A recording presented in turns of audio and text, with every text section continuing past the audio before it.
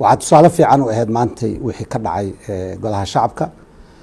saakay markii laisku yimid bahda amniga waxay usoo diyaar garoobeen ee ajiibeen codsigii uga yimid golaha shacabka, wasiirada amniga ka shaqeeyo iyo taliyaasha ciidanka iyo intii kaabayaasha ahayd amniga dhammaan waxay ku soo xaadireen golaha shacabka iyagoo ajiibayo codkii iyo codsigii uga yimid golaha shacabka. nasiib daro kooxdaas hadda aan tilmaamay farakutiriska ah,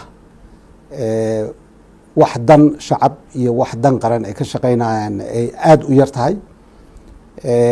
caqligooda uu ku soo koobmay inay wax kasto inay sameeyaan si dowladnimada soomaaliyeed ay u wiiqaan, ayaa hor istaagay in barlamaankii uu mataqaanaa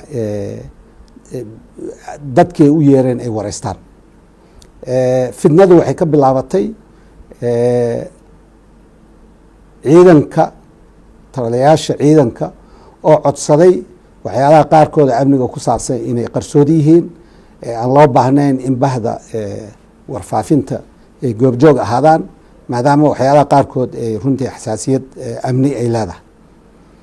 arrintaas kooxdii yareed ayaa hor istaagtay, buuq ka kicisay, isku dayay inay isticmaalaan farsamo muxuu ahaa xeer hoosaadka iyadoo la isticmaalayo.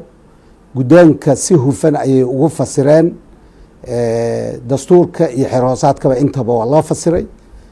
markay qanci waayeen baarlamaanku wuxuu ku kala baxaa cod baa la geliyey in miidiyuhu joogo iyo inuusan joogin. cod aada aqlibad u ah 104 ayay kala noqdeen. kadibna waxay bilaabeen buuq inay sameeyaan. muxuu ahaa miiskii uu fadhiyey baarlamaanka laga hagayey ayay hor tuurteen. baarlamaanka intiisa kalena way fadhiyeen sida muxuu ahaa aad ku aragteen idinkaba muxuu ahay media.